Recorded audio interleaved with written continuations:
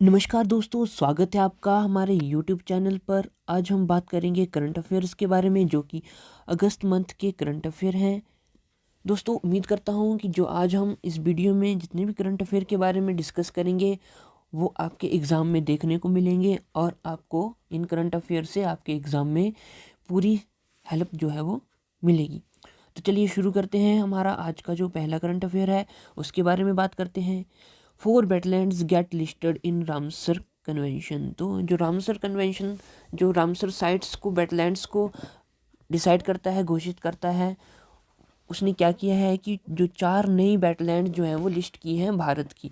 तो भारत में अब कुल कितनी संख्या हो गई है? तो टोटल वेटलैंड्स, रामसर वेटलैंड्स की या रामसर साइट्स की टोटल जो संख्या हो गई है वो हो गई है 46। और जो 4 नए वेटलैंड्स जो उन्होंने लिस्ट में डाले हैं भारत के, वो कौन कौन से हैं? वो हैं बिंदुवास वाइल्ड लाइफ सेंचुरी जो कि हरियाणा में है, सुल्तानपुर नेशनल पार्क जो कि हरियाणा में है, आगे है थोल लेक वाइल्ड लाइफ सेंचुरी जो कि गुजरात में है, और जो 4th वन है वो है बंदवाना वेटलैंड जो कि गुजरात में है। तो दोस्तों, आपको ध्यान रखना है कि दो वेटलैंड्स हैं वो हरियाणा में से हैं, और दो हैं वो है गुजरात में से।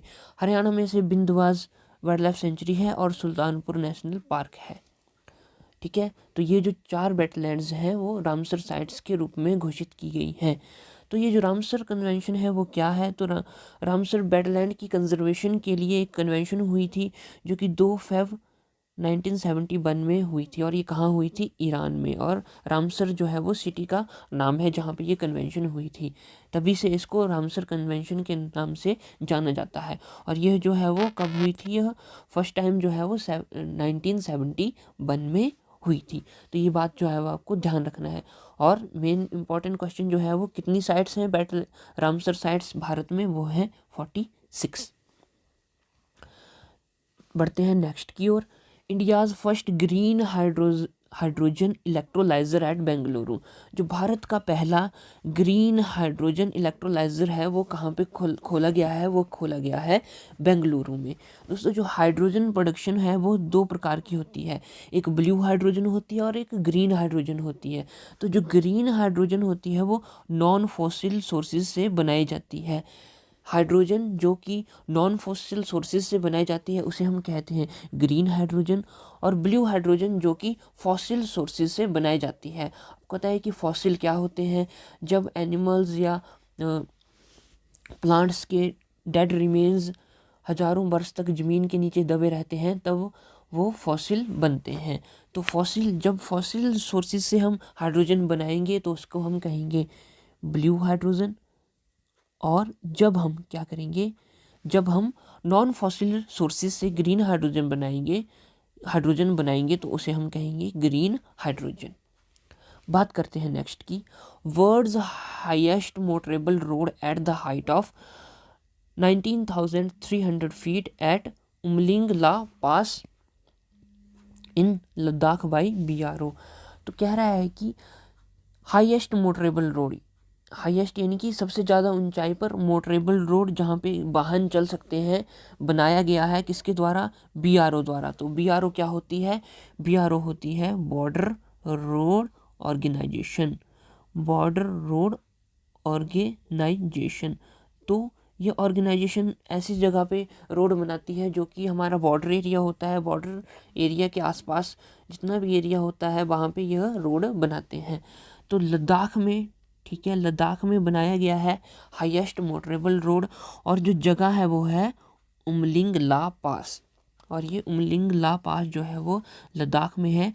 और कितनी हाइट पे ये रोड बनाया गया है? ये बनाया गया है 19,300 फीट की हाइट पे बनाया गया है। और इम्पॉर्टेंट बात, किसके द्वारा बनाया गया है? तो यह BRO द्वारा, यानी कि बॉर्डर रोड ऑर्गेनाइजेशन द्वारा बनाया गया है। दोस्तों, बॉर्डर रोड ऑर्गेनाइजेशन की स्थापना कब हुई थी ये आपको ध्यान में रखना है, ये आपको पता करना है और कमेंट में बताना है। बात करते हैं नेक्स्ट की। SC allowed women to appear in NDA exam. दोस्तों, ये अगस्त की न्यूज़ है, अगस्त मंथ की न्यूज़ है कि सुप्रीम कोर्ट ने क्या किया? अलाउ कर दिया वुमेन्स को कि वह भी NDA का एग्ज़ाम दे सकते हैं या NDA के एग्ज़ाम में अपीयर हो सकते हैं। नेक्स्ट है India got UNSC presidency for August. तो United Nation Security Council, UNSC मतलब यूनाइटेड नेशन सिक्योरिटी काउंसिल। तो भारत को क्या दी गई थी, यूनाइटेड नेशन सिक्योरिटी काउंसिल की प्रेसिडेंसी दी गई थी। कौन से महीने के लिए, अगस्त महीने के लिए, जिसमें कि भारत ने इन्वायरमेंट के ऊपर जो है बहुत बड़ी चर्चा की और नेशनल सिक्योरिटी के बारे में भी चर्चा की, साथ में ही जो अपना साउथ एशियन सी है उसके बारे में भी उन्होंने चर्चा की है। बात करते हैं नेक्स्ट की, governors can pardon death sentence. जो गवर्नर जो है वो क्या कर सकता है, क्षमा कर सकता है डेथ। जैसे कि मान लीजिए कोई अपराधी है, ठीक है, कोई अपराधी है, उसने क्या किया है, अपराधी है, ठीक है, उसको सज़ा मिली है, सजाए मौत मिली है, तो गवर्नर जो है वो उस अपराधी की सज़ा, मौत की सज़ा को माफ़ कर सकता है। और ये किसके अंडर आता है, ये आता है आर्टिकल 161 के अंडर। किसके अंडर आता है, आर्टिकल 161 के अंडर आता है। बात करते हैं नेक्स्ट की, हल्दीबारी और चिलाहटी रेल लिंक, ठीक है। हल्दीबारी और चिलाहटी रेल लिंक एक रेल लिंक है, मतलब कि जो कि वेस्ट बंगाल और बांग्लादेश को जोड़ता है, ठीक है। हल्दीबारी एक स्टेशन है जो कि वेस्ट बंगाल में है और चिलाहटी जो है वह बांग्लादेश में स्टेशन है। तो उन दोनों के बीच में रेल व्यवस्था चलाई गई है, रेल व्यवस्था चलाई गई है, इसलिए उसको कह रहे हैं रेल लिंक। हल्दीबारी और चिलाहटी जो कि वेस्ट बंगाल और बांग्लादेश में है, यानी कि इंडिया और बांग्लादेश के बीच में एक रेल लिंक बनाया गया है जो कि हल्दीबारी और चिलाहटी के बीच में है। इससे क्या होगा, इससे कि जो हमारा एक्सपोर्ट है, इंपोर्ट है, बहुत सारी मदद वहाँ मिलेगी। जो कि बांग्लादेश में सामान आयात या निर्यात किया जाता है, उसमें बहुत बड़ी सुविधा मिलेगी इस रेल लिंक से।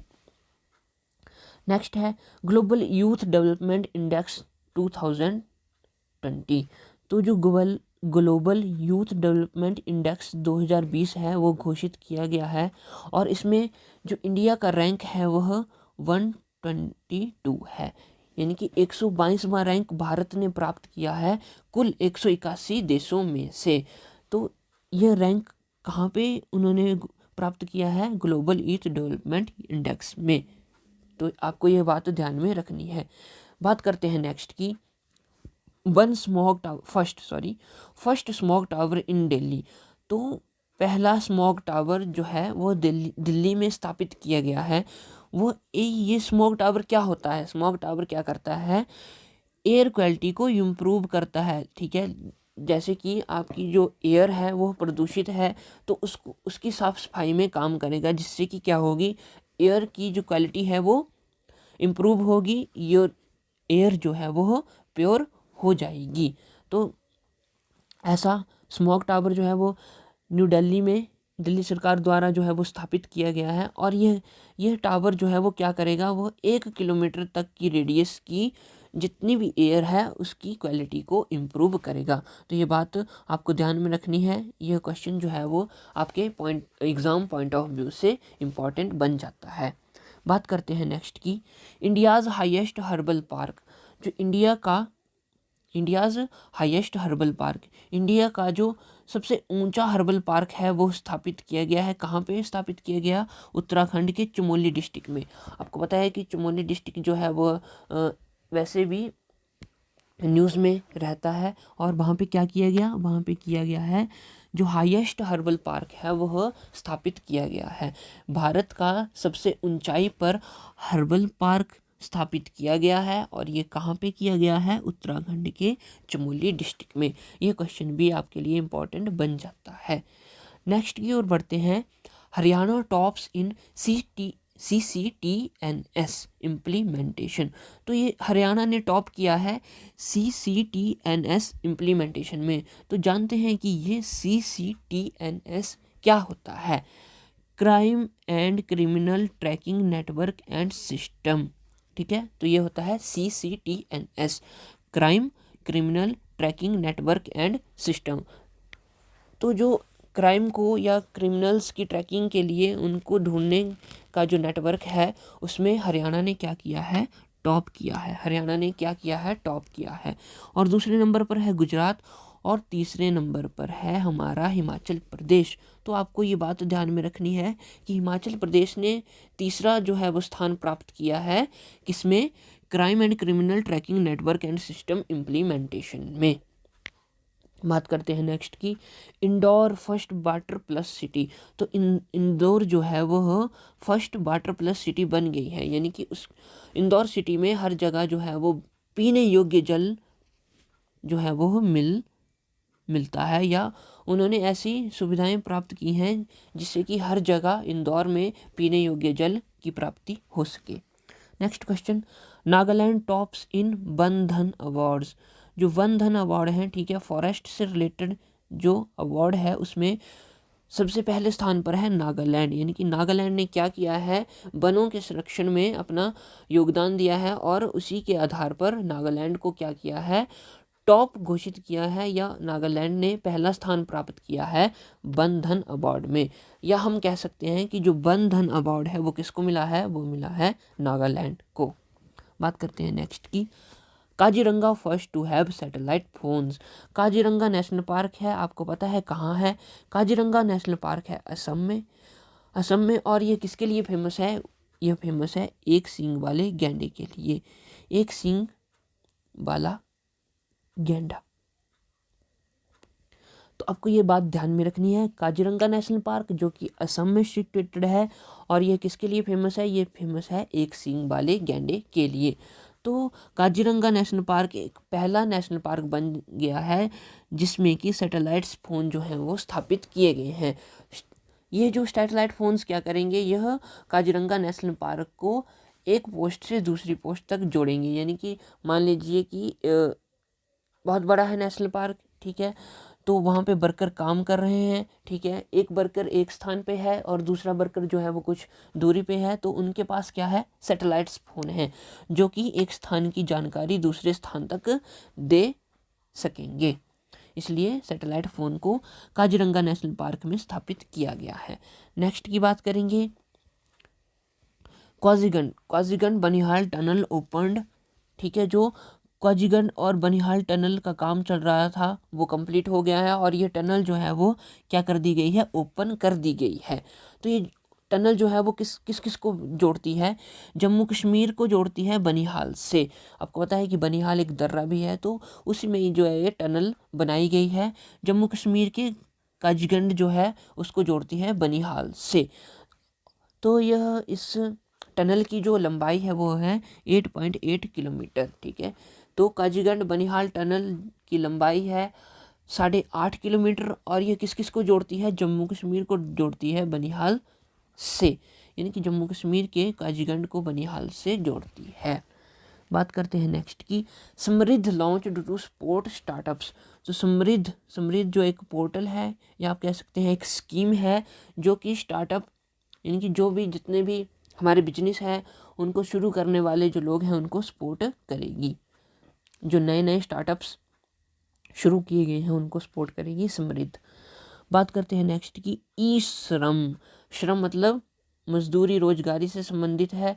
तो ई श्रम पोर्टल फॉर वेलफेयर स्कीम्स, ई श्रम पोर्टल जो है वो सेंट्रल गवर्नमेंट द्वारा जारी किया गया है, किसके लिए, वेलफेयर स्कीम के लिए, जो लोगों के वेलफेयर के लिए स्कीम्स हैं उनके लिए।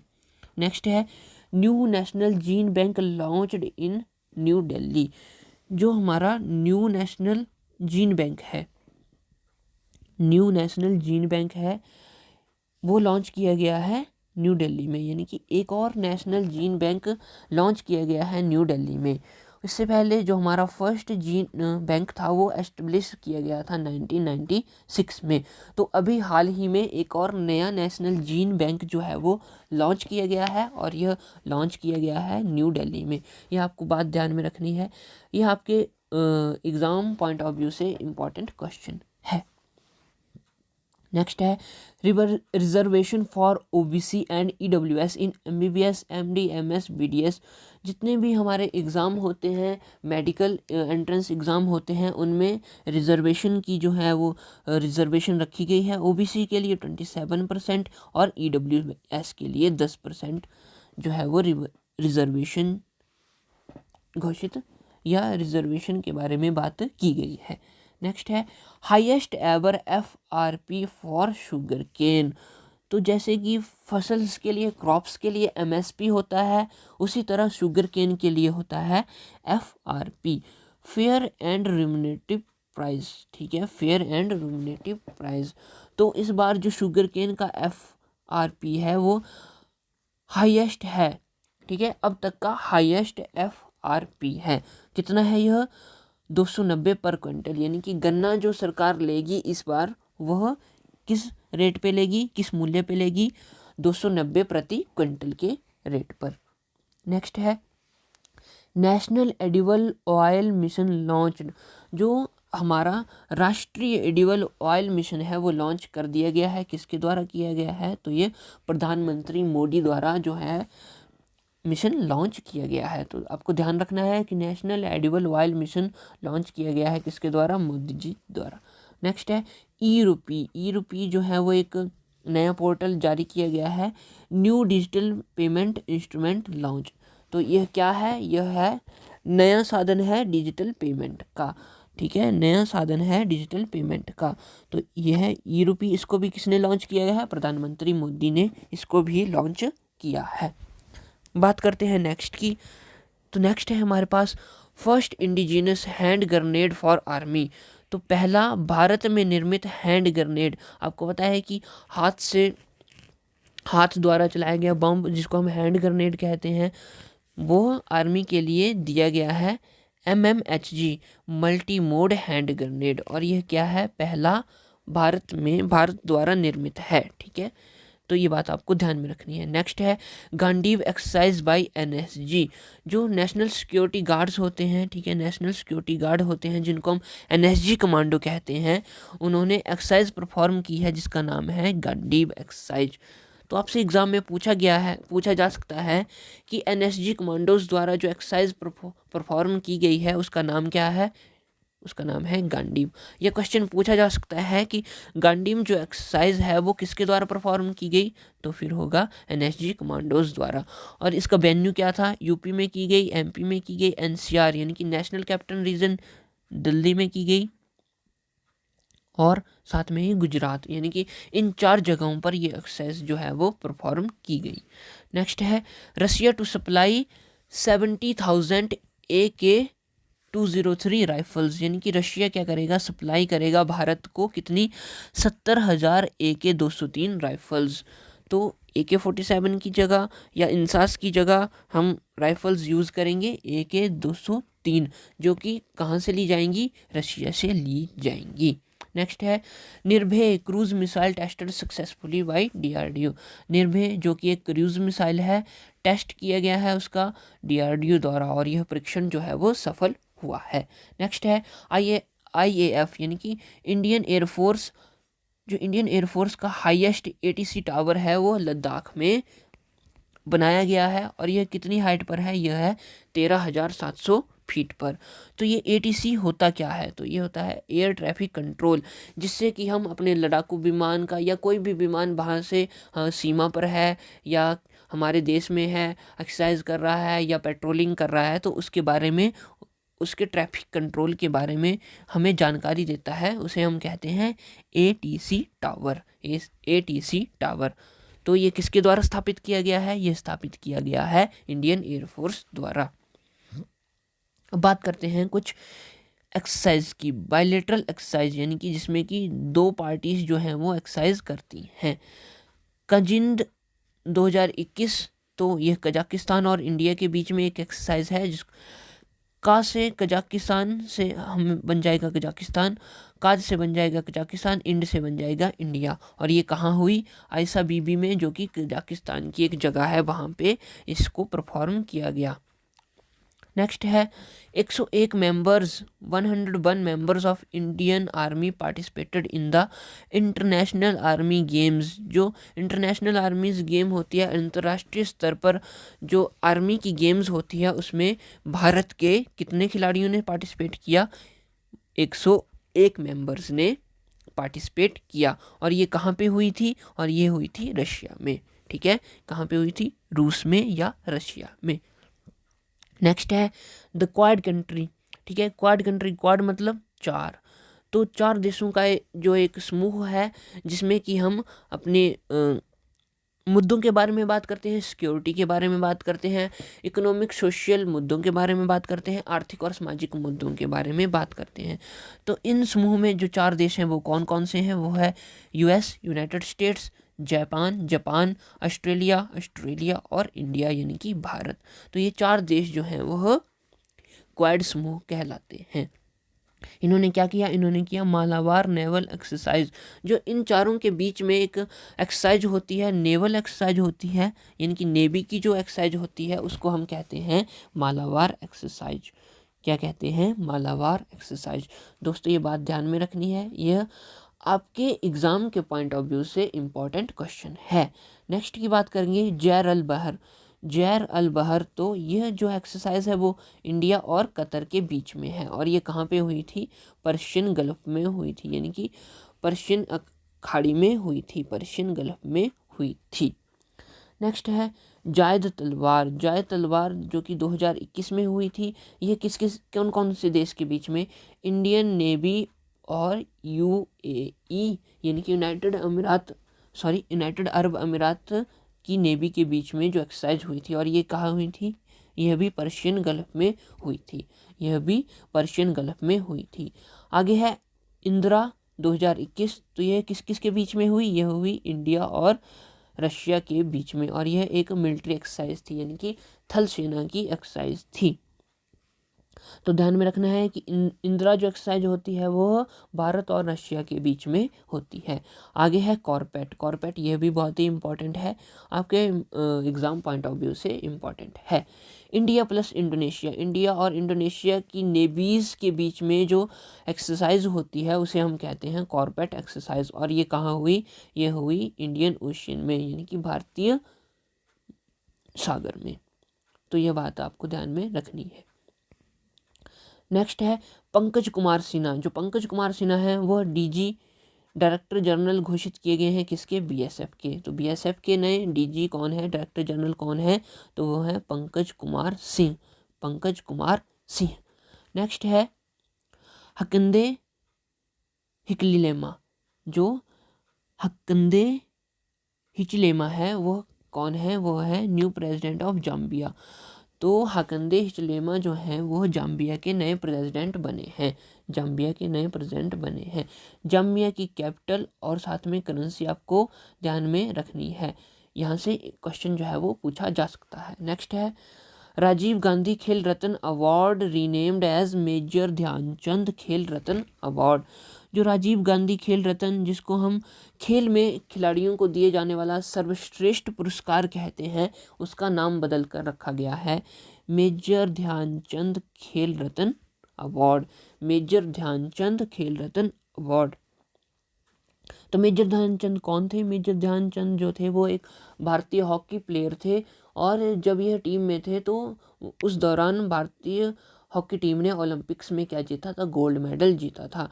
दोस्तों मेजर ध्यानचंद जो हैं वो एक बहुत ही अच्छे और प्रसिद्ध हॉकी प्लेयर हैं और इनके जो बर्थ एनिवर्सरी होती है, इनका जो जन्मदिन मनाया जाता है उसको हम क्या कहते हैं? उसको हम खेल दिवस के रूप में मनाए जाते हैं, नेशनल स्पोर्ट्स डे के रूप में मनाया जाता है। अब आगे है कुछ books. How the earth got its beauty. तो ये बुक किसके द्वारा लिखी गई है? लिखी गई है सुधा मूर्ति द्वारा। ठीक है। आगे है इन एन आइडियल वर्ल्ड। तो ये किसके द्वारा? कुणाल बसु के द्वारा लिखी गई है। आगे है a different route to success. ये लिखी गई है रमेश नारायण। आगे है इम्पोर्टेंट है आप सभी के लिए द अर्थ स्पिनर। ये अनुराधा रॉय द्वारा लिखी गई है। आगे है डिस्कॉर्डेंट नोट्स। ठीक है। तो ये जो है वो the voice of dissent in the last court of result by Rohinton Fali Nariman. Retired supreme court जज जो हैं जिनका नाम है रोहिंटन फॉली नरिमन, उनके द्वारा यह बुक लिखी गई है जिसका जो टाइटल है डिस्कॉर्डेंट नोट्स। आगे है ऑल इन इम्पॉर्टेंट क्वेश्चन बन जाता है एक। यह क्या है? एक ऑटोबायोग्राफी है जो कि टेनिस स्टार टेनिस प्लेयर की है, जिनका नाम है Billie Jean King. Billie Jean King, all in an autobiography of Billie Jean King, जो कि एक टेनिस स्टार हैं। नेक्स्ट है बिली समर्स। बिली समर्स किसके द्वारा? स्टीफन किंग द्वारा। उसके बाद इम्पोर्टेंट की बात करें हम तो ये वाली इम्पोर्टेंट है, ए स्लो फायर बर्निंग। तो ये किसके द्वारा? पाउला हॉकिंस द्वारा लिखी गई एक बुक है। नेक्स्ट है कल्याण सिंह। कल्याण सिंह जो कि पास्ड अवे, जिनका स्वर्गवास हो गया था, और उनकी उम्र कितनी थी? 89। ये कौन थे? Former chief minister of UP. ठीक है, former chief minister of UP, यानी कि उत्तर प्रदेश के पूर्व मुख्यमंत्री थे, जिनका नाम था कल्याण सिंह। उनका क्या हो गया है? उनका स्वर्गवास हो गया है। नेक्स्ट है पद्म सचदेव।